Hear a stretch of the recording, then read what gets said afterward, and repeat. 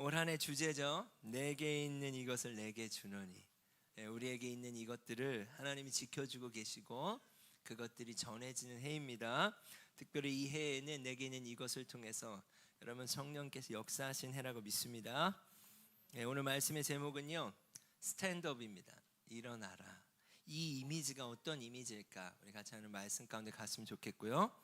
민수기, 여러분 이번 주에가 이제 인구조사, 이거 왜 하나? 여러분 이런 생각할 수 있습니다. 두 번째 인구조사가 우리 민수기였는데, 민수기를 좀 제가 정리하면서 나아가도록 하겠습니다. 특별히 우리 움직이는 교회가 5월부터 8월에 주제가 있습니다. 같이 읽어볼까요? 성령의 바람을 타고 불이 붙여지다. 하나님께서 지켜주신 이 불이 성령의 바람을 타고 옮겨 붙는 시즌입니다. 4개월간 우리 힘으로 할 수 없죠. 그러나 성령님께서 하실 수 있는 줄 믿습니다. 아멘. 우리의 힘으로 할 수 없지만 그 성령의 바람이 그 일을 행하실 줄 믿습니다. 자, 여러분 이제 이 빈 공간에 뭐가 들어가는지 아시죠? 기억하시죠? 무빙이 처치가?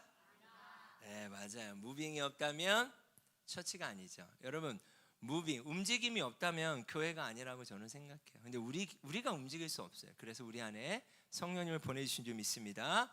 저번 주 말씀을 좀 정리하면 발람과 발락의 사건이 있었죠. 여러분, 나귀의 입을 통해서도 하나님이 영적인 눈을 여셨잖아요. 저번 주 말씀에 질문이 있었습니다. 자격 없는 발람을 왜 보내실까?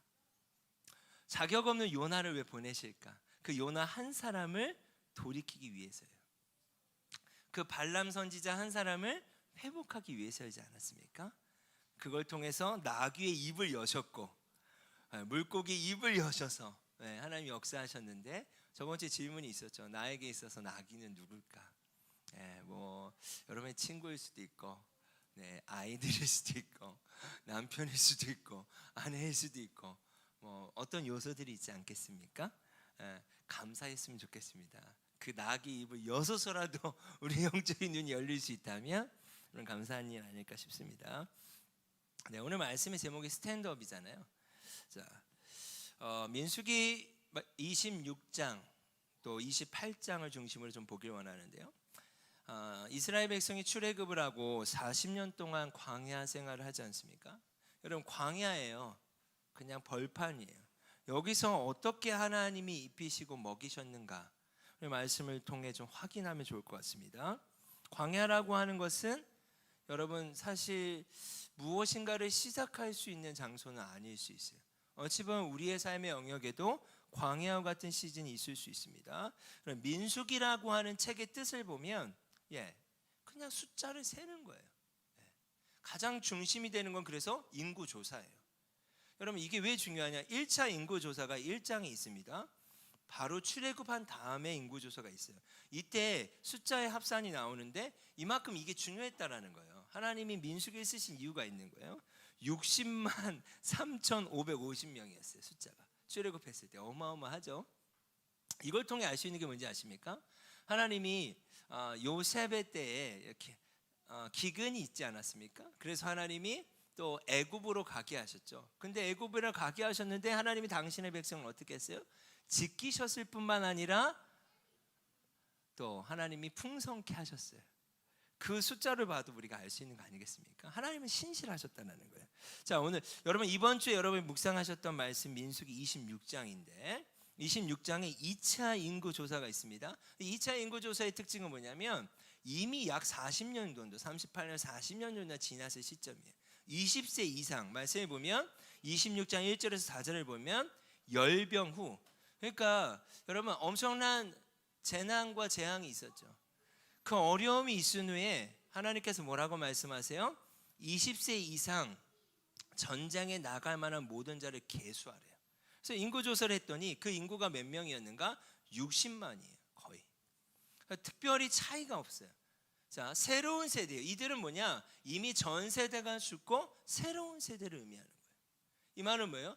살아갈 수 없는 환경이라고 생각했지만 하나님이 만나와 메추라기를 허락하셨어요. 제가 이 말씀을 보면서 이게 무슨 메시지일까? 여러분, 우리는 광야 가운데 있으면 생존에 대한 생각을 합니다. 여러분, 그 생존은요, 저도 마찬가지예요. 여러분도 마찬가지지 않겠습니까? 어떻게 우리가 생존할 수 있을까? 그러나 하나님이 광야에서 이들을 가르치신 건 뭐냐면 생존이 아니라 약속의 신실함이었던 거예요. 하나님이 아브라함에게 약속하셨어요. 뭐라고 약속하셨냐면 별들을 보게 하시고 내가 수많은 이 별들처럼 이스라엘의 민족 너의 자손들을 내가 많게 하겠다. 근데 불가능한 환경이었어요. 쉽지 않은 환경이었어요. 근데 하나님 어떻게 하셨습니까? 애굽의 노예 생활을 했던 430년의 노예 생활에도 하나님은 당신의 백성들을 번성케 하시고 지키셨어요. 광야 한가운데서도 어떻게 하셨죠? 출애굽 1세대들이 다 죽게 되는 그 상황 가운데서 이미 그들이 죽는 이 상황 가운데서도 새로운 세대를 일으키셨어요. 무엇 때문에요? 생존 때문이 아니에요. 하나님의 약속의 신실함 때문인 줄 믿습니다. 이것이 제 마음에 탁 와닿았어요. 여러분, 우리가 삶을 살아갑니다. 과연 생존 때문에 생존의 나의 생각과 생존의 방식이 우리를 살아가게 할까요? 아니요. 하나님이 우리에게 약속하신 그 약속의 신실함이 우리를 살아가게 한다고 믿습니다. 여러분 믿으십니까? 하나님은 여러분에게 어떠하셨나요? 여러분의 삶 가운데 하나님은 어떠하셨냐는 거예요. 여러분 시편 107편 1절의 말씀을 믿음으로 같이 한번 합독하겠습니다. 여호와께 감사하라. 그는 선하시며 그 인자하심이 영원하라. 여러분 광야와 같은 우리의 시즌이 있습니다. 삶이 있을 수 있어요. 하나님은 여러분에게 어떻게 하셨나요? 여전히 생존을 고민하고 우린 삶을 살아가지만 우리가 고백할 수밖에 없는 건 무엇일까요? 하나님은 생존을 고민하고 사는 우리 가운데 이스라엘은요 늘 불평했어요. 광야 한가운데서 불평했어요. 그 소리를 들으시고 아셨지만 하나님은 약속을 기억하셨던 거예요. 여전히 우리는 생존을 걱정하며 삶을 살아가고 그 생존의 삶 가운데 우리는 불평하고 때로는 불안해하고 신실하지 못하지만 하나님은 약속을 기억하사 신실하게 우리 가운데 역사하고 계시다는 사실입니다. 여러분 제가 우리 공동체를 볼 때 참 감사한 게 있어요. 그건 뭐냐? 우린 여전히 아둘람이에요. 이게 부정적인 의미가 아니라 여러분 우리는 부한 자도 없어요. 우리는요 무엇이 뛰어난 자도 없어요. 그것이 우리의 은혜인 줄 믿습니다. 우리가 이 동굴에 있는 아둘람의 400명 같을지라도 여러분 중요한 건요 이 400명을 통해서 다윗의 시대를 여세요. 지혜롭지 못한 자를 택하사 하나님 지혜로운 자를 부끄럽게 하신대요. 약한 자를 택하사 강한 자를 부끄럽게 하신대요. 왜요? 하나님이 누구신지를 드러내길 원하시는 거예요. 제가 언제 한번 이렇게 여러분에게 저의 삶을 고백한 적이 있어요. 내가 지금까지 사역을 적지 않은 시간을 사역해 왔는데 한 가지 확실하게 고백할 수 있는 게 한 가지 있다.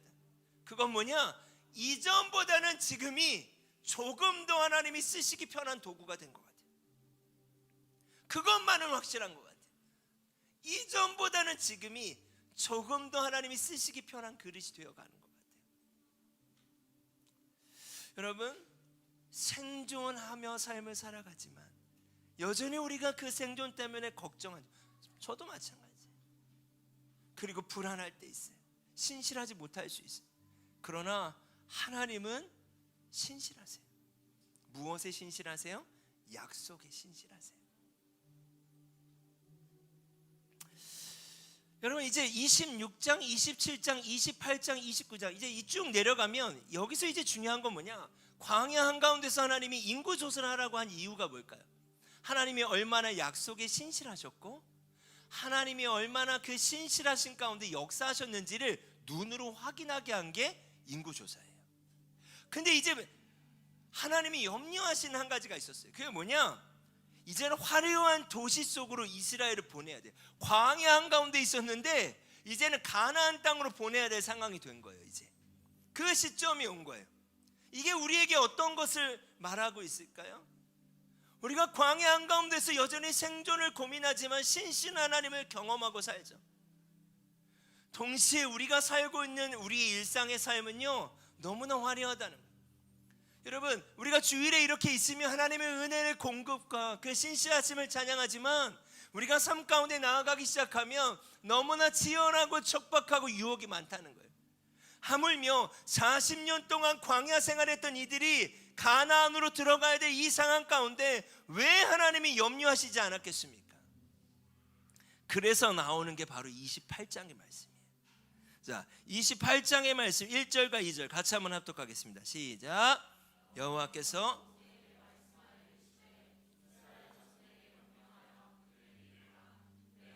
내 음식인 화제.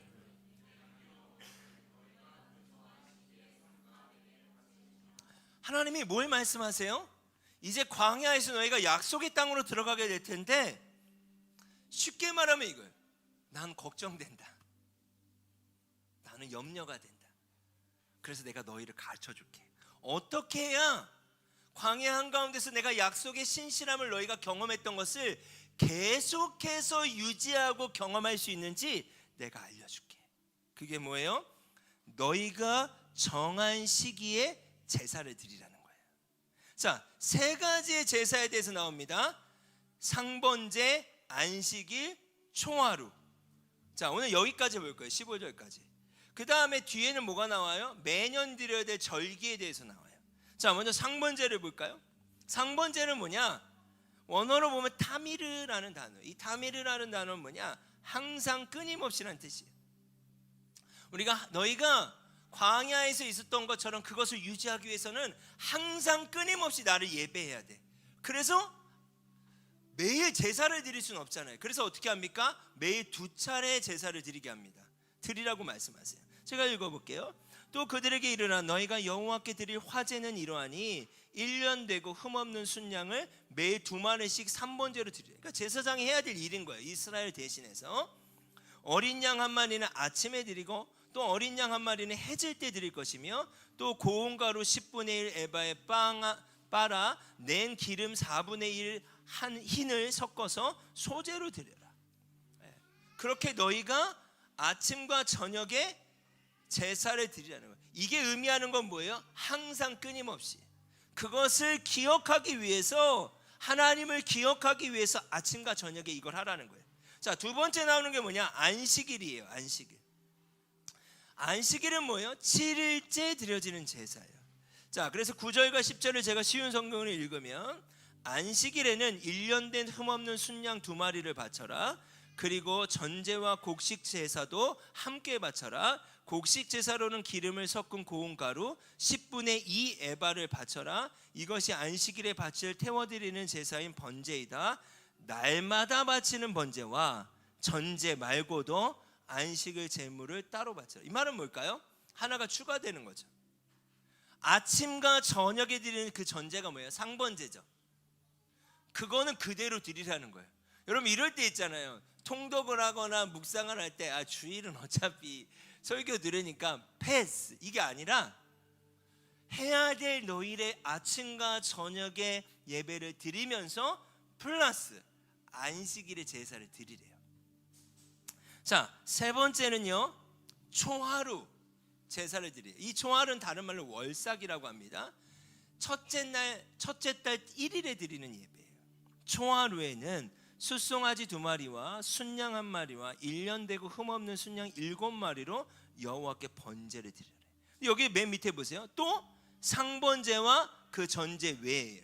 이 말은 뭡니까? 이날의 제사도 안식일처럼 상번제를 항상 드려야 된다는 거예요. 플러스해서 여러분 월삭 예배, 초하루 예배를 드리라는 거예요. 제가 이걸 정리하면 그렇습니다. 이 예배는요, 하나님이 이스라엘 가운데 가나안 땅에서 그 은혜와 하나님의 그 임재를 유지하기 위해서 무엇을 하라고 말씀하셨냐면 제사를 하라고 말씀하시는데, 여기에 있는 동사가요 드리다밖에 없어요. 드려라 드려라 드려라 드려라 드려라 드려라. 자, 그리고 정리하면 이렇습니다. 예물을 드릴 때는 아무 때나 드리지 말래요. 날짜가 정해져 있어요. 아침 저녁 7일째 초하루. 그렇죠? 두 번째는요, 쓰다 남은 뭐 그냥 그런 걸 드리는 게 아니죠. 구별된 것을 드려라 라는 표현이 계속 나옵니다. 세 번째는 뭐예요? 이것이 하나님을 기쁘게 한다라는 것을 알아야 되고, 자, 이걸 합산한 제가 정보를 봤어요. 네 번째는요, 그럼 이게 얼마나 많은 거냐면 매년 숫소 113마리, 순양 32마리, 새끼양 1086마리, 1톤 이상의 밀가루, 1000병 이상의 올리브유와 포도주. 어마어마하지 않습니까? 계속 드려라요. 근데 제가 발견한 건 바로 이거예요. 읽어볼까요? 그런데 하나님께서는 이스라엘이 이렇게 드리고도 궁핍하지 않을 정도로. 여러분, 제가 이걸 보면서 사실 많이 놀랐어요.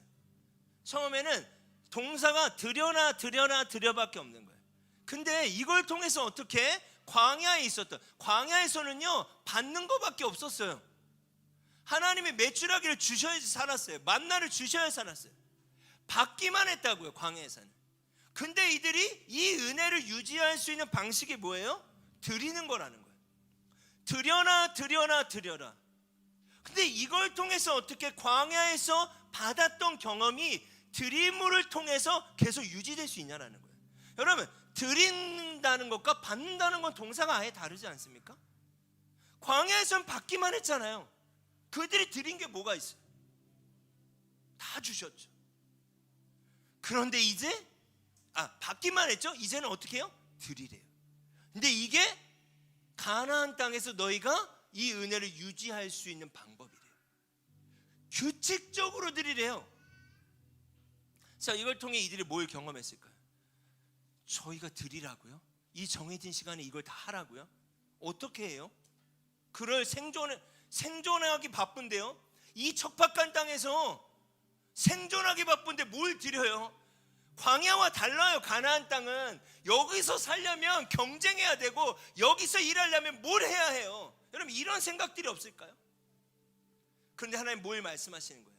가나안의 방식이 아니라 하나님의 방식이 있다라는 것을 경험시키는 거예요. 광야 한가운데서는 하나님밖에 없는 거잖아요. 보이는 게 없고 하나님만 의지할 수밖에 없는 거잖아요. 이제 너희가 가나안 땅에 들어가서는 그렇지 않다는 거예요. 수많은 유혹이 있고 그들만의 방식이 있고 그들만의 룰이 있고 그들만의 세상의 논리가 있다는 거예요. 근데 이때 너희가 해야 되는 건 무엇인가? 그 논리를 따라가는 것이 아니고 반대로 너희가 드려라. 축적이 아니라 드려라. 그리고 너희가 경험할 것은 무엇인가? 이렇게 드렸는데도 궁핍하지 않는 것을 경험하게 될 거라는 거예요. 이것이 바로 하나님이 요구하셨던 거예요. 여러분, 동일한 요구가 우리 가운데 있다고 믿습니다. 여러분, 늘 하나님의 은혜를 받는 것에 우리가 익숙해요. 은혜든 재정이든 무엇이든 우리는 받는 것이 은혜인 줄 알아요. 맞습니다. 여러분, 우리가 이 주일에는요 그렇게 하나님의 은혜를 공급받는 거예요. 그러면 일상의 삶, 이곳을 나가게 되는 일상에서, 가나안에서, 여러분의 도시에서 어떻게 이 은혜가 유지될 수 있는 것입니까? 드림을 통해 유지되는 거예요. 내가 그렇게 선택했고 내가 드렸고, 여러분, 드린다는 건 뭐예요? 실제적으로예요. 여러분 보세요. 숫소가 113마리예요. 순양만 32마리예요. 새끼 양은 1086마리예요. 1톤이 넘는 밀가루예요. 1000명 이상의 올리브유요. 1000병 넘는 올리브유. 그 당시에요 이 기름은 상당히 비쌌다고. 그런데 이것들을 행하라고요? 여러분, 그들도 계산을 못할까요? 이게 우리가 어떻게 가능해요? 여러분, 이걸 가능케 하신 분이 누구예요? 그걸 경험시키시는 거예요. 그 공급자가 누구냐는 것을 어떤 식으로 경험시키는 거예요? 광야에서는 그 공급자가 하나님이신 걸 경험했다면, 받는 것을 통해 경험했다면, 가나안 땅에서는 어떻게 경험하는 거예요? 드림을 통해서 하나님이 궁핍하게 하지 않으심을 경험하는 거예요. 여러분, 그 하나님을 신뢰할 수 있었으면 좋겠습니다. 정리할까요? 민수기 28장 1절과 2절, 우리 공동체에게 허락하시는 말씀이라고 믿습니다. 같이 읽겠습니다. 여호와께서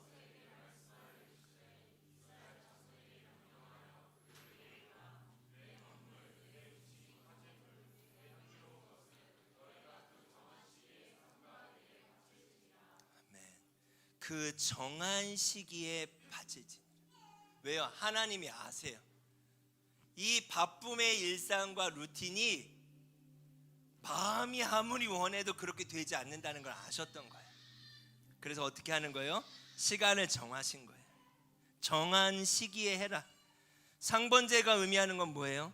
아침과 저녁 하나님이 누구신지를 기억하는 거예요. 하나님이 누구신지를 기억하는 예배예요. 확인하는 거예요. 안식일은 뭐예요? 하나님이 친히 말씀하신 거죠. 창조주의 흐름을 선택하라는 거예요. 내가 세상의 흐름이 아니라 창조주의 흐름을 선택해라. 생명의 근원이 어디서 시작되는지를 결정하라는 거예요. 초하루는 뭐예요? 그 믿음으로 한 달을 시작하라는 거예요. 자, 오늘은 우리 절기는 보지 않았어요. 이번 주에 이제 여러분이 6월절부터 시작해서 절기를 보여요. 거기에 여러분 묵상할 때 절기가 추가되는 거예요. 이것이 하나님의 사랑으로 느껴지십니까, 여러분? 하나님이 뭐 그렇게 막 야 소 드려라 뭐 드려라 여러분 이렇게 지금 느껴지세요? 이 말씀이? 전혀 아니에요. 전혀 아니에요. 이것은요 삶의 시작점과 삶의 기초가, 여러분 보세요. 시작점과 기초. 시작은 하나님이 되어야 된대요. 기초는 뭐예요? 제가 그때 격자라는 표현 여러분 기억하십니까? 자, 포도나무가 있으면 격자가 이렇게 세워져야 돼요. 안 그러면 포도나무의 열매가 많이 맺히면 어떻게 해요? 나무 가지가 이렇게 휘져. 그리고 다 땅에 떨어져 버려지는 거예요. 삶의 기초, 이 루틴은 하나님이 정한 시기는 뭘 말하는 거예요? 너희의 삶에 루틴이 있어야 된다는 거예요. 하나님을 기억하는 시작점과 기초가 너희의 삶에 있어야 된다는 거예요. 그건 뭐예요? 하나님을 사랑하고 그분과 동행하고자 하는 간절한 마음의 표현이라는 거예요. 여러분, 우리 스스로가 자부할 수 없어요. 그냥 있으면 끌려가는 거예요. 정말 하나님을 사랑하길 원하고 그분과 동행하길 원한다면 격자가 필요해요. 루틴이 필요해요. 그걸 하나님은 당신의 백성에게 요구하셨어요. 너희가 이걸 시작해라. 이것이 하나님의 사랑인 줄 믿습니다. 이 광야에서 화려한 도시로 보내는 아버지의 마음이에요. 당신의 백성은 그 광야, 아무 유혹도 없는 이 광야에서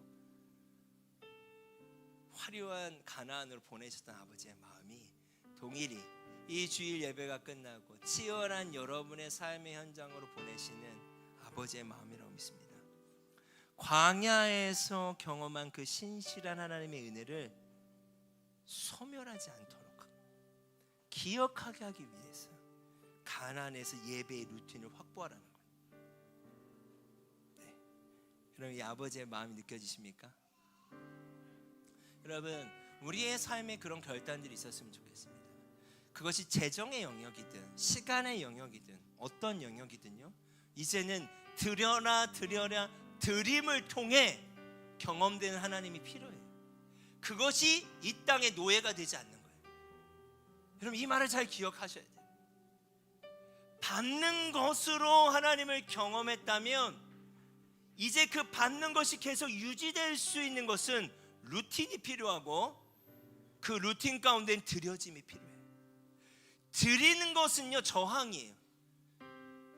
가나안의 방식은 드리는 게 아니에요. 축적이죠. 왜요? 내 삶을 내가 책임져야 되니까. 눈에 보여야 믿는 거니까. 축적의 방식이 아니라 드려짐의 방식을 통해서 축적되는 하나님을 광야에서처럼 동일히 경험하라는 거예요. 여러분을 묶고 있는 것은 무엇입니까? 이 그림이 그 의미입니다. 여러분을 묶고 있는 것은 무엇입니까? 그 묶고 있는 것들이 풀어지는 그런 스탠드업, 그곳에서 일어나는 일들이 있길 원합니다. 여러분, 그것이 좀 구체화되는 시간이었으면 좋겠어요. 아멘. 아멘. 여러분, 우리 움직이는 교회가 5월부터 8월까지요 성령의 바람을 타고 전 계속 기도해요. 하루에도 수십 번 수백 번, 아마 더 오버하면 더 많을 거예요. 계속 제 입속에 성령 합니다. 여러분, 저희가 상반기에는요 말씀과 묵상과 통독을 강조했어요. 이제 그 말씀 위에 성령의 바람이 불 줄 믿습니다. 4개월 동안은요 주님 제가 할 수 없어요. 저 드릴 수 없어요. 여전히 저는 갖고 있어야 돼야 안정감이, 아니요, 드려야 채워지는 하나님의 방식인 거예요. 광야의 시즌 아니잖아요. 이미 우리 구원 받았잖아요. 아멘. 아멘. 그 저항이 우리가 할 수 없어요. 성령의 바람을 타고 가는 거예요. 우리의 힘으로 할 수 없어요. 그분이 하셔야 해요. 여러분, 여러분의 삶에 구체적 도전이 있길 원합니다. 두 번째 도전을 좀 드립니다. 적용할 때 여러분, 제가 이런 생각이 좀 들었어요. 설교를 준비하면서 우리 공동체 지체들에게 동성 우리 형제는 형제, 자매는 자매끼리 여러분 기도하면서 주시는 마음들이 있으면 카톡을 좀 보냈으면 좋겠어요. 기도하는 마음. 여러분 그 일들을 통하여서 불이 붙여진다고 믿습니다. 청년들이 가정에게 보낼 수도 있고 가정이 청년들에게 보낼 수 있죠. 계속해서 성령의 유통함이 있었으면 좋겠습니다. 아멘. 우리 옆에 지체에게 믿음으로 선포합시다. 일어납시다. 아멘. 이런 의미예요. 사슬이 끊고 여러분 우리가 일어나는 공동체가 되길 원합니다. 아멘. 그것이 바로 움직이는 교회라고 믿습니다. 무빙이 없으면 처치가 아니다. 아멘. 우리 같이 한번 찬양할까요?